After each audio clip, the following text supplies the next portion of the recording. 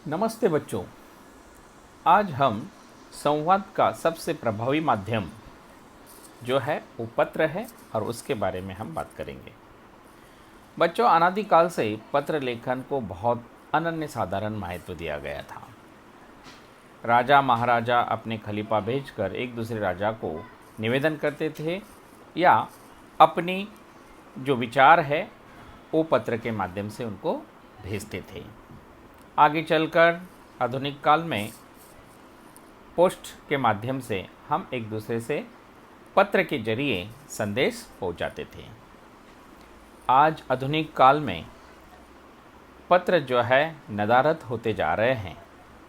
उसके स्थान पर ईमेल आ गए हैं, व्हाट्सएप, मैसेंजर्स, कई माध्यम जो है इन्होंने अपनी जगह ले ली और कुछ सेकंड के अंदर ही हम अपना संदेशा एक दूसरे को भेज देते हैं। फिर भी पत्र लेखन का जो तरीका है और जो माध्यम है वो बहुत ही प्रभावशाली है। आज भी लोग इस माध्यम का उपयोग करते हैं। चलो आइए देखते हैं पत्र के प्रकार। पत्र के दो प्रकार होते हैं, एक औपचारिक पत्र और दूसरा है अनौपचारिक पत्र, जिसको हम घरेलू पत्र भी कहते हैं। औपचारिक पत्र। औपचारिक पत्र उन लोगों को लिखे जाते हैं जिनसे हमारा कोई करीबी का रिश्ता नाता नहीं होता, फिर भी किसी कार्य को करने, सुविधा उपलब्ध कराने का निवेदन हमें करना ही पड़ता है। इन सब कार्यों के लिए उन लोगों को जो पत्र लिखे जाते हैं उन्हें औपचारिक पत्र कहते हैं। जैसे स्कूल से संबंधित कार्य है तो हमें प्रधानाचार्य जी को पत्र लिखना पड़ता है, या किसी सार्वजनिक विषय है तो किसी पत्र का मतलब वृत्तपत्र जो है उसके संपादक को पत्र लिखना पड़ता है या प्रकाशक को पत्र लिखना पड़ता है। बिजली के संबंध में कुछ हमारी कठिनाइयां हैं तो ये पत्र हमें अभियंता यानी इंजीनियर्स, बिजली विभाग के इंजीनियर्स को पत्र लिखना पड़ता है, या पानी संबंधित या साफ सफाई के संबंध में जो भी हमें पत्र लिखना पड़ता है तो वो नगर पालिका के किसी अधिकारी के नाम से लिखना पड़ता है। तो इस प्रकार बहुत सारी तकरार निवारण करने के लिए हमें पत्र लिखने पड़ते हैं। इनको ऑफिशियल लेटर भी कहते हैं या औपचारिक पत्र कहते हैं। इसे आप अंग्रेजी में फॉर्मल लेटर भी कहते हैं। तो ये हुआ औपचारिक पत्र यानी फॉर्मल लेटर। अब देखते हैं दूसरा अनौपचारिक पत्र यानी इनफॉर्मल लेटर, जो घरेलू पत्र के नाम से भी जाने जाते हैं। अनौपचारिक पत्र प्रायः सगे संबंधियों, मित्रों व प्रियजनों को लिखे जाते हैं। इन पत्रों में उनका हाल चाल पूछा जाता है और अपने बारे में बताया जाता है। जैसे आप एजुकेशन लेने के लिए कई दूसरे स्थान पे गए हैं, बाहर गए हैं पढ़ने के लिए, तो वहाँ पर आप लोगों को ये सभी रिश्ते नाते मिलने के लिए तो नहीं आ सकते, तो पत्र के जरिए हम वार्तालाप करते हैं। तो पिताजी को पत्र लिखते हैं, माताजी को लिखते हैं, अपने मामा है, बड़ा भाई है, छोटी बहन है, दादाजी है, नाना जी है, इन रिश्तेदारों को हम पत्र के माध्यम से बात करते थे। तो इस प्रकार अपने नाते संबंधित रिश्तेदार या सगे संबंधी जो भी है उनसे जो भी पत्र लिखा जाता है उन्हें अनौपचारिक पत्र कहते हैं या घरेलू पत्र भी कहते हैं। तो बच्चों, पत्र लिखते समय कुछ ध्यान देने योग्य बातें हैं, उनके ऊपर हम हाईलाइट करते हैं।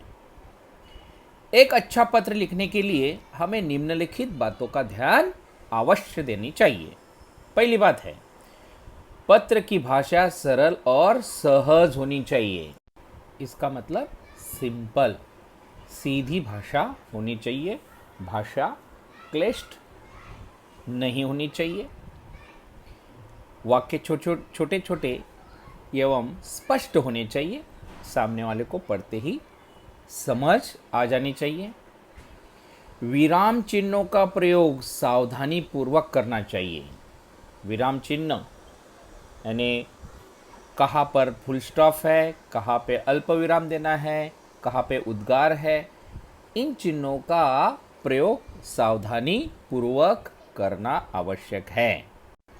पत्र में उचित स्थान पर पत्र लिखने वाले को अपना पता लिखना चाहिए। यानी पत्र लिखते समय हमारे दाएं बाजू में हमारा पता लिखना है दिनांक के साथ में। क्या क्या चीज़ लिखनी है? पहला नाम, पता, डेट्स यानी दिनांक, और पत्र पाने वाले का नाम, पता, पिन कोड सहित स्पष्ट रूप से लिखना आवश्यक है, यानी जिसको हम पत्र भेज रहे हैं। औपचारिक पत्रों में विषय जरूर लिखना चाहिए। पत्र में द्विअर्थी वाक्यों का प्रयोग नहीं करना चाहिए।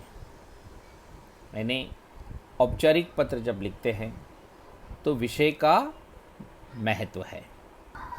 द्विअर्थी मतलब एक वाक्य के विभिन्न अर्थ निकलते हो, यानी डबल मीनिंग।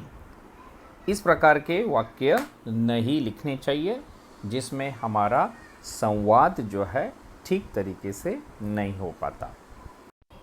तो इस प्रकार जो है पत्र लिखते समय कुछ सावधानियां हमें बरतनी है, कुछ चीज़ें हमें ध्यान से देखनी है और पत्र जो है सुंदर तरीके से लिखना है। तो बच्चों, आइए आज हम अनौपचारिक पत्र देखते हैं। अपने नए विद्यालय का वर्णन करते हुए दादाजी को पत्र लिखिए। अब यहाँ पर पत्र का नए प्रारूप के अनुसार अपने बाई साइड में ही अपना पता लिखना है। पता लिखा है GD गोयंका छात्रालय, सोहाना, गुड़गांव, हरियाणा, और आज का दिनांक है 13 जुलाई 2021। ठीक है बच्चों, अब लिखते हैं पत्र। आदरणीय दादाजी, सादर चरण स्पर्श। आज मुझे आपकी बहुत याद आ रही थी कि आपका पत्र प्राप्त हुआ। सभी समाचार जानकर प्रसन्नता हुई। मैं आपको अपने नए विद्यालय के बारे में बताना चाहता हूँ। दादाजी, मेरा नया विद्यालय हर तरह से अच्छा है। इसकी इमारत 3 मंजिला है और उसके कमरे साफ सुथरे हैं। विद्यालय के चारों ओर का दृश्य बहुत मनमोहक है। यहाँ खेल का बड़ा मैदान और तरन तालाब भी है। विद्यालय के प्रधानाचार्य और सभी अध्यापक अध्यापिकाएं अनुभवी और मिलनसार हैं। यहाँ समय समय पर संगीत, कला, नाटक, भाषण, वाद विवाद जैसे अनेक प्रतियोगिताएं आयोजित की जाती हैं। यहाँ अनुशासन बहुत ही अच्छा है। मेरे कुछ अच्छे मित्र भी यहाँ बन गए हैं जो मेरा बहुत ही ध्यान रखते हैं। आप अपना और दादी जी का ध्यान रखिएगा। समय मिलते ही मुझसे मिलने अवश्य आइएगा। आपका आज्ञाकारी पोता। क ख ग, यानी हम इंग्लिश में XYZ इस प्रकार लिखते हैं। तो इतने साफ और सुंदर शब्दों में पत्र का समापन करना है, पत्र समाप्ति करना है। ध्यान देने योग्य बात, अनौपचारिक पत्र में अपने रिश्ते नाते के अनुसार अभिवादन और समापन करना चाहिए। जैसे आप अपने मित्र को पत्र लिख रहे हैं तो कैसे स्टार्ट करेंगे? अभिवादन से, यानी प्रिय मित्र, सुमित, सप्रेम नमस्ते, इस प्रकार करेंगे। अपने पिताजी को या माताजी को पत्र लिखना है तो किस प्रकार करोगे? पूज्य पिताजी या पूज्य माताजी, सादर प्रणाम या चरण स्पर्श, इस प्रकार आप अभिवादन की करेंगे। और अपने से जो बड़े हैं, है ना, उनको पत्र लिखना है तो कैसे करोगे? तो उनको आदर पूर्वक उनको अभिवादन करना है, यानी आदरणीय, माननीय, ऐसे शब्द का हम प्रयोग कर सकते हैं। ठीक है बच्चों, तो रिश्ते नातों के अनुसार अभिवादन और पत्र समाप्ति करनी आवश्यक है। ये चीज़ें अनौपचारिक पत्र में बहुत मायने रखती हैं। तो ठीक है बच्चों, आप लोगों को पत्र कैसा लिखना चाहिए, एक नमूना आप लोगों के सामने मैंने रखा हुआ है, उसको देखकर आप अन्य पत्र भी लिख सकते हैं। और हाँ बच्चों, ये सिखाई गई सभी चीज़ें आप अपनी हिंदी निबंध की नोटबुक में लिख के रखना है और अपना हस्ताक्षर सुंदर एवं सुवाच्य होना चाहिए। ठीक है बच्चों, धन्यवाद। आपका दिन शुभ हो।